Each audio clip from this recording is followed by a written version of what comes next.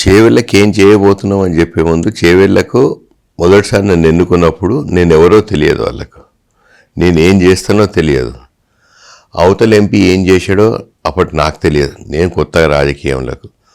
So అలాంటి టైంలో నన్ను దీవించిండ్రు, ఆదరించిండ్రు, గెలిపించారు. ఆ టైంలో ఎప్పుడైతే నేను క్యాన్వాసింగ్కి వెళ్ళినప్పుడు కొత్తగా తిరుగుతున్నప్పుడు కాన్స్టిట్యున్సీలో ఏవైతే అడిగారో వాళ్ళన్నీ నేను లిస్ట్ రాసుకున్నాను. ప్రతి కాన్స్టిట్యున్సీలో ఒక్కొక్క ఇష్యూ ఉండే. ఫర్ ఎగ్జాంపుల్ చేవెళ్ళకి వచ్చినాం అనుకోండి, చేవెళ్ళలో 111 జీవో ఉండే, తర్వాత అప్పాటు మన్నెగూడ రోడ్ ఒకటి మెయిన్ ఇష్యూ ఉండే, దాని తర్వాత వికారాబాద్లో ఇంకా కొన్ని ఇష్యూస్ ఉండే. వికారాబాద్లో అప్పుడు ఆ పిల్లలందరూ వచ్చి నన్ను జోగులాంబ జోన్ నుండి చార్మినార్ జోన్లో కలపమన్నారు, ఆ బ్రిడ్జ్ కావాలన్నారు, మున్సిపాలిటీకి నిధులు కావాలన్నారు, తాండూరులో పొల్యూషన్ ప్రాబ్లం ఉందన్నారు, ఇండస్ట్రీస్ని బయటికి షిఫ్ట్ చేయాలన్నారు, మైనింగ్ అని, తర్వాత అగ్రికల్చర్ మార్కెట్ గురించి ఏదో ఇష్యూస్ ఉండే. ఇటు పరిగికి వస్తే స్టీల్ ఇండస్ట్రీ ఇక్కడ రాకంచెర్లకు తీసుకురావాలి, రావట్లేదన్నారు. రాజనగర్లో డిగ్రీ కాలేజ్ లేదన్నారు, మెడికల్ ఫెసిలిటీస్ బాగా లేవన్నారు, మున్సిపాలిటీలో డబ్బులు లేవన్నారు, మహేశ్వరంలో ఫ్యాబ్ సిటీ ఇవన్నీ ఇష్యూస్ అవుతుండే.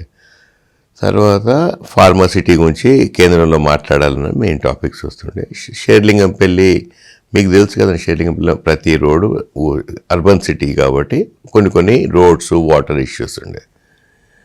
ఇన్ని ఇష్యూస్ నేను ఊరికే నామమాత్రాన కొన్ని చెప్పాను మీకు.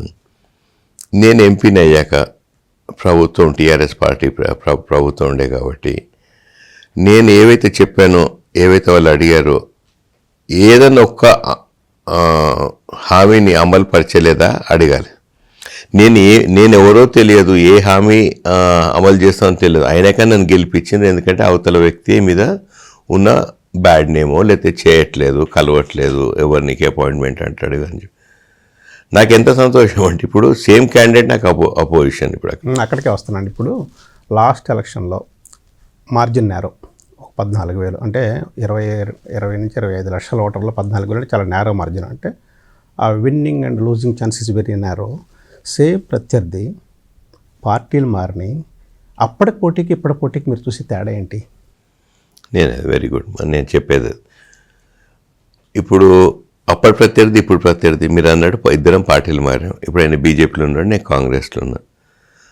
అప్పుడు నాకు ఓట్లు ఎందుకు వేసారని నేను ఆలోచించాను. ఆయన పని చేయలేదనే కదా, అంతే సింపుల్. ఇప్పుడు ఆయన కాంగ్రెస్లో ఉండే, మేము బీఆర్ఎస్లో ఉండే, అంతమంది 4 ఎంపీలు గెలిచి నేను ఓడిపోయాడు. అందరూ ఆయన గెలుస్తాడు, నేను ఓడిపోతా. కొండ విశ్వేశ్వరరెడ్డికి ఇంటి పేరు కొండ ఉంది, పైసలు బాగున్నాయి, అపోలో హాస్పిటల్ ఆల్రెడీ ఇవన్నీ ఉండే. తర్వాత నాకు ఇంకేం చెప్పిండ్రు అందరూ, అంత పెద్ద నేమ్ ఎట్లా ఢీకొంటావు అన్నాడు. నేను చిన్న వ్యాపారం మొదలుపెట్టి కష్టపడి పైకి వచ్చిన, ఆయనకి ఇంటి పేరు పెద్దగా ఉండొచ్చు, నాకు కష్టార్జితం నాది పెద్ద పేరు, కష్టార్జితం అనేది నాది ఇంటి పేరు అని నేను. ఆ టాపిక్లో డిస్కషన్లో డబ్బుల గురించి పక్కకు పెడితే ఆయన ఏం చేయలేదు అన్నది ఒక విషయం ఉండే. ఆయన వాళ్ళ ఇంటికి పోతే మమ్మల్ని అపాయింట్మెంట్ అడుగుతుండు సార్, టైం ఇస్తలేడని చెప్పి, ఏమన్నా నిధులు అడిగితే లేవు అంటాడు. ఒక మున్సిపాలిటీ ఒక కౌన్సిలర్గా పోతే నాకు ఇచ్చే 5 కోట్లలో ఇన్ని మున్సిపాలిటీ ఇన్ని గ్రామాలు ఇది అని చేసి లాస్ట్కి నీకు 30,000 వస్తాయి, కాబట్టి 30,000 తీసుకో అంటాడు. నీ 30,000 నాకెందుకని అట్లా దేశం వచ్చినామని చెప్పి చాలామంది చెప్పి ఇవన్నీ చెప్తుంటే మనకేం కావాలి? అప్పుడు నన్ను ఆదరించి గెలిపించినప్పుడు నేను పార్లమెంట్ పోయినప్పుడు పదే అదే మాట చెప్తా.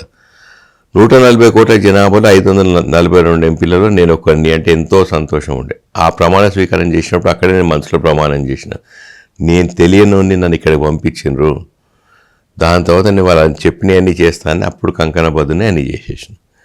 ఇప్పుడు ఆయనే ఏమంటుండు, నేను అది చేసిన ఇది చేసిన అంటుండు. వినండి, అది చేసిన ఇది చేసిన నేను చేసిన అంటుండు. అందరూ తెలిసిన విశ్వేశ్వరరెడ్డిని అది చేసిన ఇది చేస్తే ఎందుకు ఓడిచ్చిండ్రు అని చెప్పి మీరు అడగండి. అంతేగా, ఏమీ రంజిత్ రెడ్డి ఎవరో తెలియని టైంలో అన్ని చేసిన అన్న విశ్వేశ్వరరెడ్డిని ఓడిచ్చాను, ఏ పక్కన పెట్టాను. ఇప్పుడు ఏమంటాడు, అప్పుడు నేను చేసిన అంటుంటే, అప్పుడు చేస్తే ఎందుకు ఓడిచ్చాను, ఇప్పుడు కొత్తగా ఏం చేస్తాను.